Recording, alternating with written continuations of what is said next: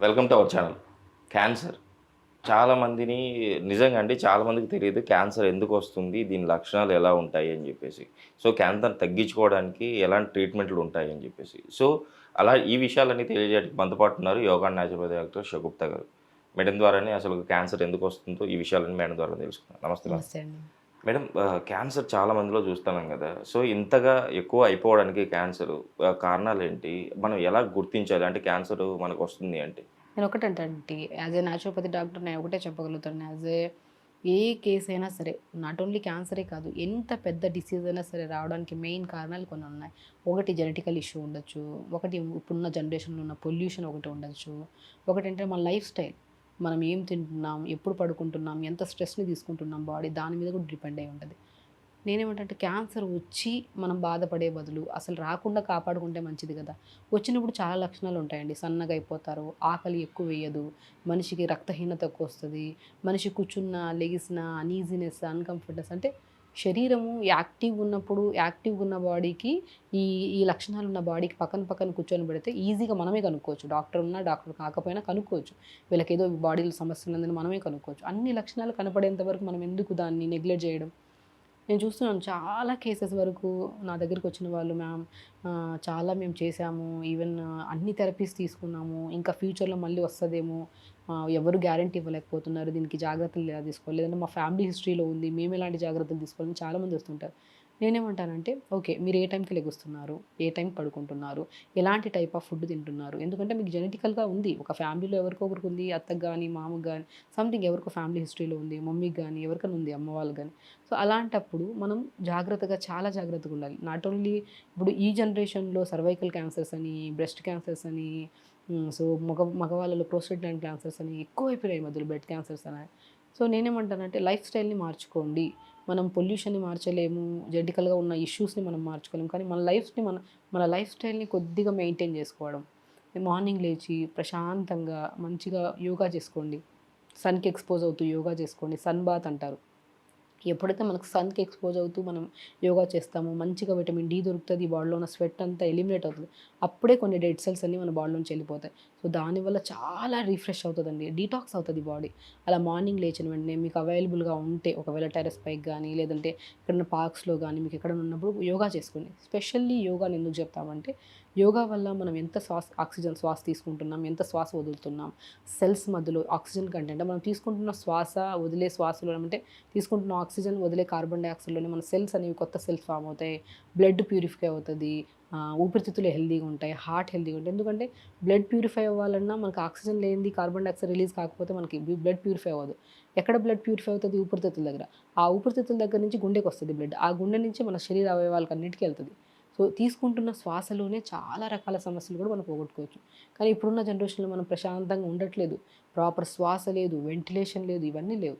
At least మీకున్న comfort జోన్‌లో మనం మార్నింగ్ యోగా చేసుకోవడం వల్ల, ప్రాణాయామం చేసుకోవడం వల్ల, మనం తీసుకుంటున్న శ్వాస కంటే ఒక 5 రెట్లు ఎక్కువ ఉంటది మన ప్రాణాయామంలో. ప్రాణాయామం చేయడం వల్ల కార్బన్ డయాక్సైడ్ లెవెల్స్ బాడీలో నుంచి అంతా ఎలిమినేట్ అయిపోయి, కొద్దిగా బాడీలో స్ట్రెస్ హార్మోన్స్ కంట్రోల్ అవుతాయి కాబట్టి, ఎక్కువ కోపము, చిరాకులు ఇవన్నీ రావు. ఎప్పుడైతే ఇవి ఎక్కువైపోతాయి, కణాల మధ్యలో మనకి కణాలు డెడ్ సెల్స్ ఎక్కువైపోవడం వల్ల ట్యూమర్స్ ఫార్మ్ అవ్వడము, ఆ ట్యూమర్స్ మనం రికగ్నైజ్ చేయకుండా అది బినైన్ లాగా, మాలిగ్నెంట్ లాగా, అప్పుడు మనకి పెద్ద cancer third stage, second stage అని బయటపడడం కన్నా, మనం పొద్దున్నే లేచి యోగా చేసుకొని, మంచిగా గోరువెచ్చని నీళ్ళతో గానీ, చన్నీళ్ళతో గానీ స్నానం చేసి, మంచిగా ఫుడ్ మార్నింగ్ బ్రేక్‌ఫాస్ట్‌లో జావలు తీసుకోండి.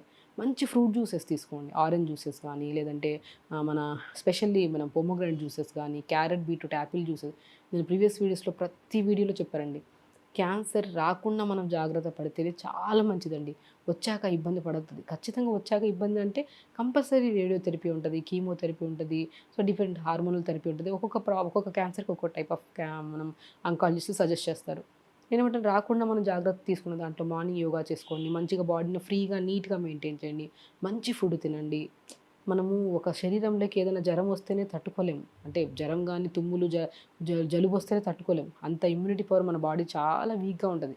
సో, ఇమ్యూనిటీ పవర్‌ని బిల్డ్ చేసుకోవాలంటే రెగ్యులర్‌గా మనం ఇలాంటి హ్యాబిట్స్, మార్నింగ్ జ్యూసెస్ తాగడం, దాంతో జావా తాగడం, మార్నింగ్ లంచ్‌లో, మధ్యాహ్నం పూట లంచ్‌లో కూడా మంచిగా బ్రౌన్ రైస్ తినడం గానీ, రెడ్ రైస్ కూడా చాలా మంచిదండి.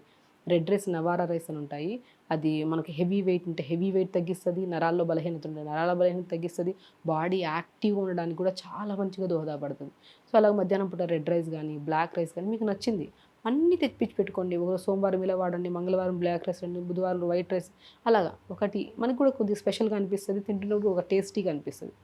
సో అలాగ మనం డైలీ ఇలాగా మార్చుకుంటూ తిని వెజిటబుల్ కర్రీస్ ఎక్కువ పెట్టుకోండి.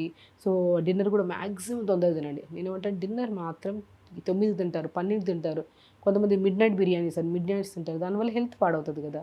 డిన్నర్ టైంకి డిన్నర్ చేయండి, తొందరగా పడుకోండి. మనకి ఎంత ఉంటుందండి మ్యాక్సిమం వర్క్ ఒక లిమిట్ ఉంటుంది. ఆ లిమిట్ మనం చేస్తున్నప్పుడు ధ్యాస అంతా దాని మీద పెట్టి చేస్తే ఆటోమేటిక్గా పని ఫినిష్ అయిపోతుంది. మనకు 10 దానిల మీద ఉంటుంది.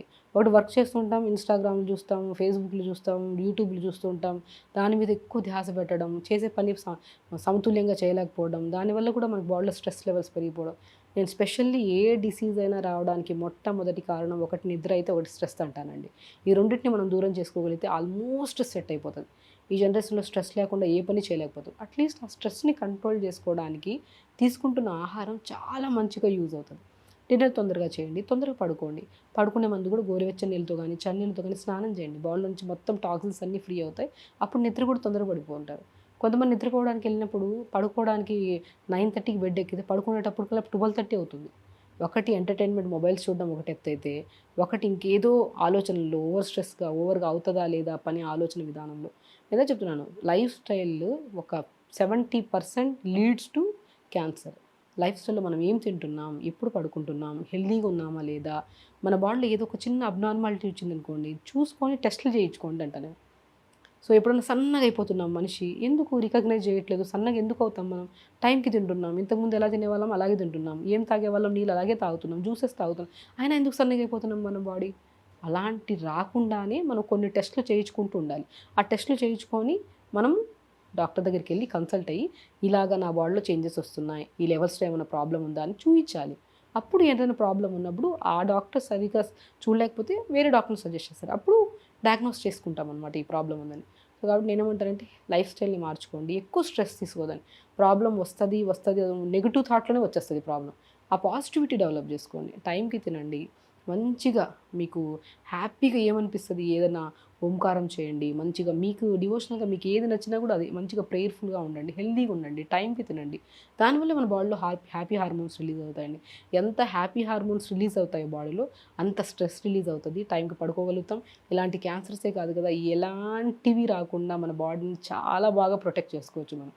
కంపల్సరీ నేను ఒకటే చెప్తాను, నేను ఈరోజు ఏ రెమెడీ చెప్పలేదు ఈ వీడియోలో, అండ్ ఇలా ఉండండి అలా ఉండండి కూడా చెప్పలేదు. జస్ట్ బికాస్ ఆఫ్ ఈ లక్షణాల వల్ల ఈ సమస్యల వల్ల ఈ ప్రాబ్లమ్స్ వస్తున్నాయి, ఈ సమస్యలు రాకుండా మనము పొల్యూషన్ అయితే మార్చలేము, జెనెటికల్ ఇష్యూస్ని అయితే మార్చలేము.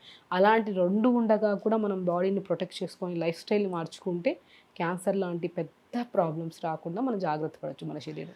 క్యాన్సర్ పేషెంట్లు ఇన్ కేస్ క్యాన్సర్ వచ్చింది, వాళ్ళు ఎలాంటి ఫుడ్ తీసుకోవాలి, ఎలాంటి ఫుడ్ తీసుకోకూడదు? నేనేమంటే మార్నింగ్ లేచాక మంచిగా తులసి వాటర్ తాగండి. ఓకేనా, తులసి వాటర్లో మోర్ కంటెంట్ ఆఫ్ ఆక్సిజన్ ఉంటుంది. సో అవి ఒక 10-15 ఆకులు నీళ్ళు వేసుకోండి, లేదంటే 2-3 ఆకులు తులసి వేసుకోండి, 4 పుదీనా ఆకులు వేసుకోండి, కొత్తిమీర వేసుకోండి, నీళ్ళలో 2 నిమిషాలు మరిగించుకొని ఫిల్టర్ చేసుకొని తాగండి. దానివల్ల మనకి మంచి ఆక్సిజన్ కంటెంట్ మన బాడీలో పెరిగి మంచిగా డీటాక్స్ అవుతుంది బాడీ. దాని తర్వాత జ్యూసెస్ క్యారెట్, బీట్రూట్, యాపిల్, కొద్దిగా ఆమ్లా వేసుకొని జ్యూస్ చేసుకొని తాగండి. దాంట్లో మంచి ఇమ్యూనిటీ బూస్టర్ అది, మన బాడీలో డెడ్ సెల్స్ ఫామ్ అవ్వకుండా కూడా మన బాడీని బాగా ప్రొటెక్ట్ చేస్తుంది. అలా జ్యూస్ తాగండి, మంచి ఫుడ్ తీసుకోండి, ఫ్రెష్ ఫుడ్ తీసుకోండి. నిన్న మొన్న వండిన దాన్ని ఫ్రిడ్జ్లో పెట్టుకొని తినే బదులు అప్పటికప్పుడే కొద్దిగా వండుకోండి, అప్పటికప్పుడే ఫినిష్ చేసేసండి ఫుడ్ని. తక్కువ వండుకోండి, హ్యాపీగా ఉండండి, సేవ్ చేసుకోండి. ఎక్కడ సేవ్ చేయాలి, ఎక్కువ వండేసి పడేసే బదులు తక్కువ వండుకొని కడుపు నిండా ప్రశాంతంగా తింటేనే చాలు అంటున్నాను. సో అలాగా మంచి ఫ్రెష్ ఫుడ్ తెచ్చుకొని తినండి, వండుకొని తినండి. ఫ్రిడ్జ్లో పెట్టినది అయితే మ్యాక్సిమం అవాయిడ్ చేయండి. చెప్తున్నాను కదండి, ఇంతకుముందు జనరేషన్లో క్యాన్సర్ అనేది ఎక్కడో ఊర్లో ఒక జిల్లాలో ఒక కేసో 2 కేసులు దొరికేవి. ఇప్పుడు ఆల్మోస్ట్ మిలియన్స్ ఆఫ్ కేసెస్ ఉన్నాయి. ఎందుకు ఉన్నాయంటే బికాస్ లైఫ్ స్టైల్ అడిక్షన్ అంతే. ఫ్రిడ్జ్ లేకుండా ఉండలేము, ఏసీ లేకుండా ఉండలేము, బైక్ లేకుండా వాక్ చేయలేము, కార్ లేకుండా బయటికి వెళ్ళము, ఎండ తగిలితే మనకి గ్లాసెస్ అన్నీ ఆ టైప్ ఆఫ్ కంఫర్ట్ లెవెల్స్ వచ్చేసాయి మనకి. అవన్నిటిని మనం జనాల్లో తిరుగుతున్నాము, కొన్ని ఫాలో అవ్వాల్సి వస్తుంది, కొన్ని చేయాల్సి వస్తుంది. కానీ అలాంటప్పుడు మనకు అవగాహన వండుకొని మనం కొద్దిగా అప్పటికప్పుడే ఫ్రెష్గా చేసుకొని తినడము, టైంకి పడుకోవడము, కొద్దిగా మార్నింగ్ లేచి ఫిజికల్ యాక్టివిటీ చేయడం, ఇలాంటివన్నీ చేస్తుంటే మనం అన్నిటికీ దగ్గరగా ఉండొచ్చు, బట్ పెద్ద డిసీజ్కి చాలా దూరంగా ఉండొచ్చు అంటారు. ఓకే మేడం, ఈరోజు అయితే క్యాన్సర్ గురించి చాలా చక్కగా వివరించారు మన ప్రేక్షకుల కోసం. మేడం ఇంత మంచి ఇన్ఫర్మేషన్ ఇచ్చినందుకు థ్యాంక్ యూ. నమస్తే.